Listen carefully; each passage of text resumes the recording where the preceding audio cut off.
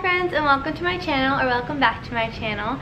Today I'm going to be giving you 8 of my best pre-packing tips.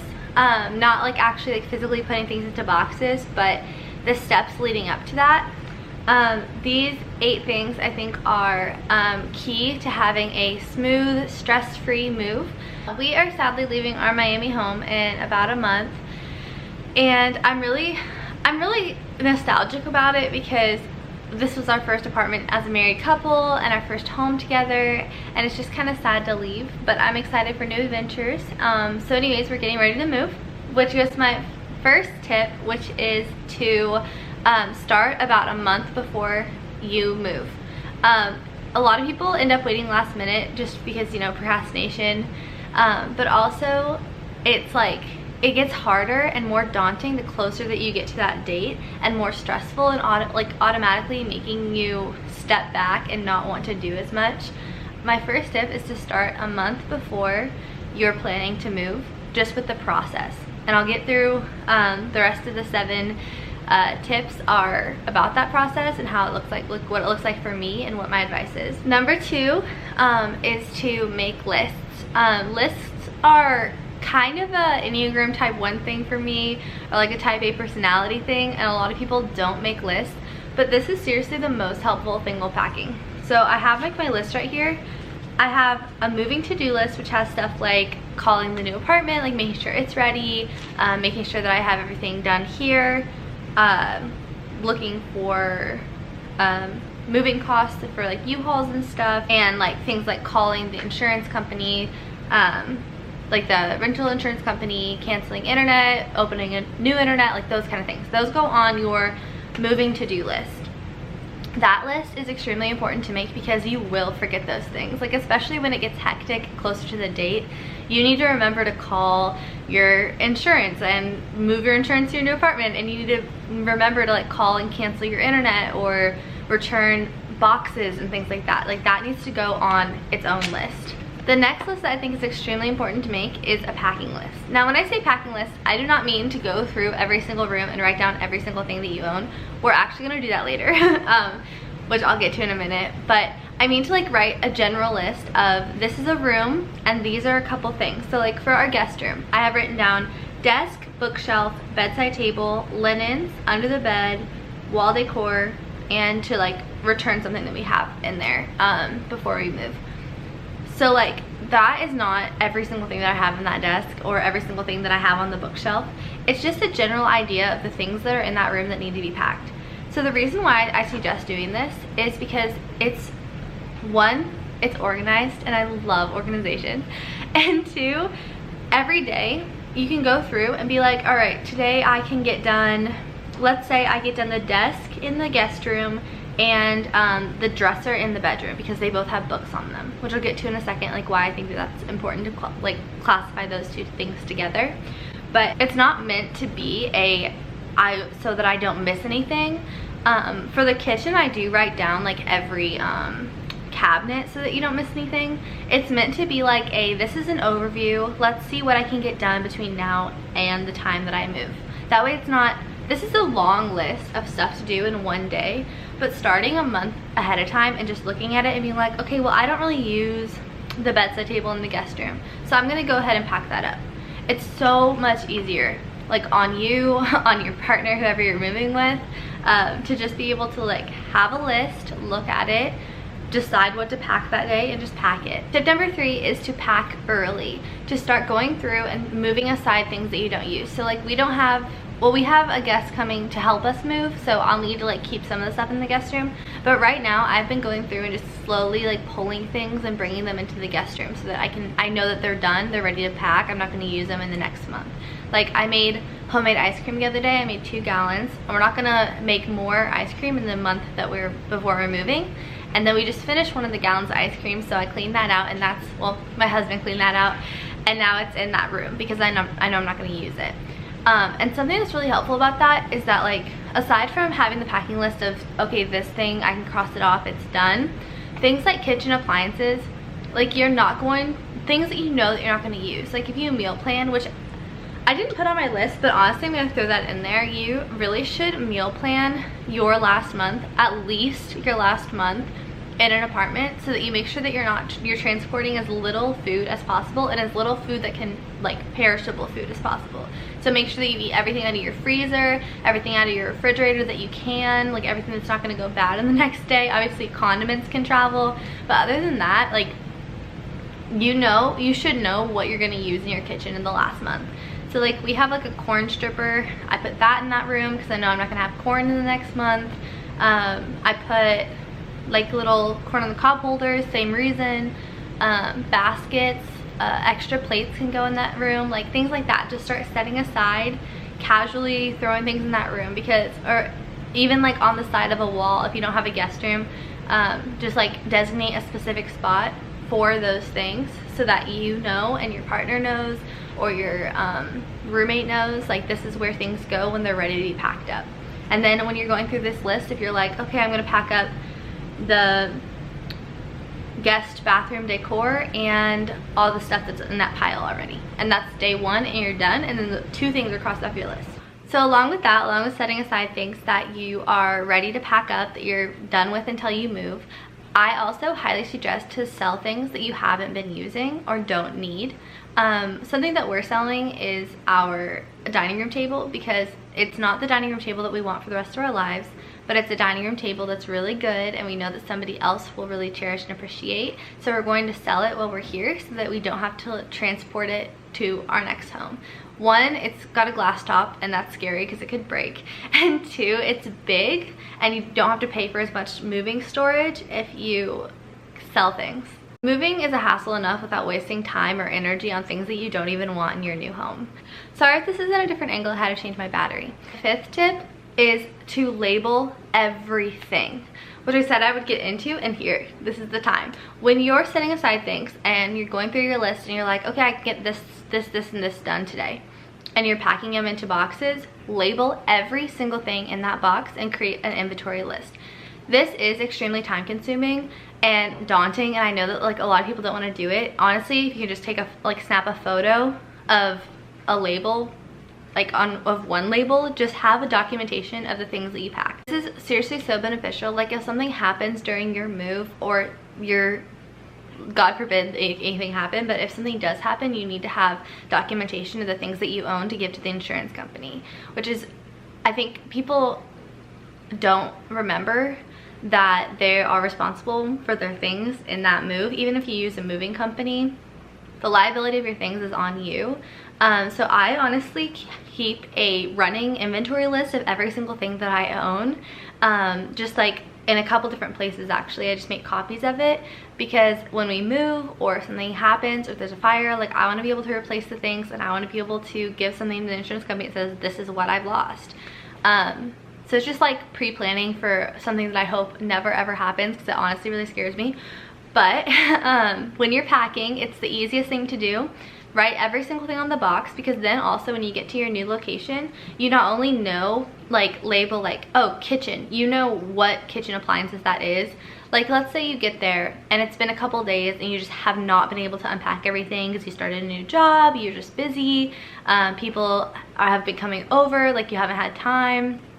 Well, if you go to a box and like let's say you're making like cookies and you just cannot find your cookie sheet anywhere, instead of having to open up every single box labeled kitchen, you can just go to the box labeled kitchen and then cookie sheet, and open that box and you know exactly where it is. It's so easy. And like, yes, I'm anal and I'm hyper organized about that kind of stuff, but you can ask anybody that I've moved with or that's helped me move. It is so easy. You can ask all the men that have helped me move. It is so nice to be able to read a box and know exactly where the heavy things are and how heavy the thing is that's in it. It's also nice for me because I know which boxes to leave for my husband and my father-in-law. But yeah, it's like, it's so much simpler when you get to wherever you're moving, and it also helps you in case of damage or something gets lost or stolen or like something happens. Just have a running inventory of your things. My next tip, which goes along with the labeling everything, is apartment dwellers. You need to keep your boxes.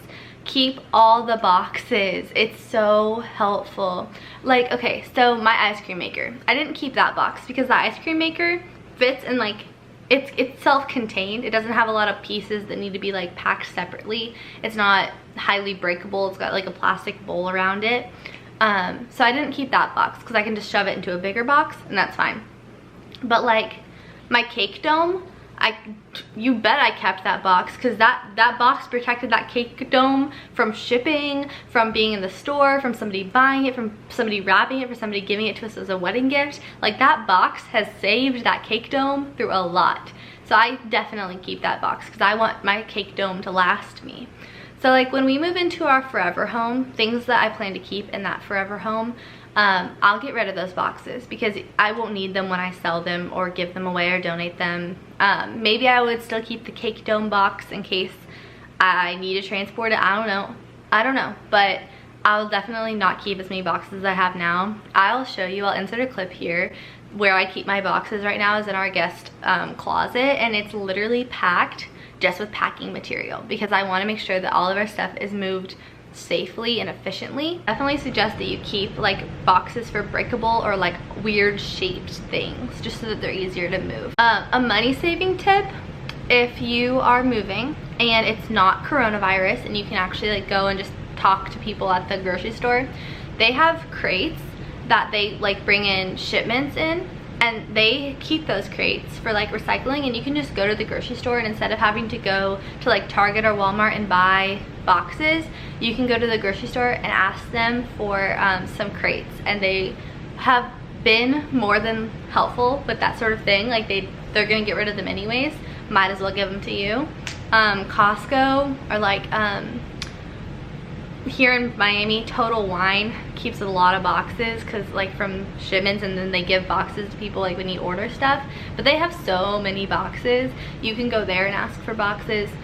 Just places like grocery stores or places that are like big suppliers, they often have a lot of boxes, and then you don't have to go and buy them for yourself. You can just go be like, hey, let me recycle these for you. My final tip for while you're packing and while you're getting ready to to move wherever you're gonna move is to outfit plan for a month into your new home. Now, a month sounds like a really long time, but trust me, this will be so helpful.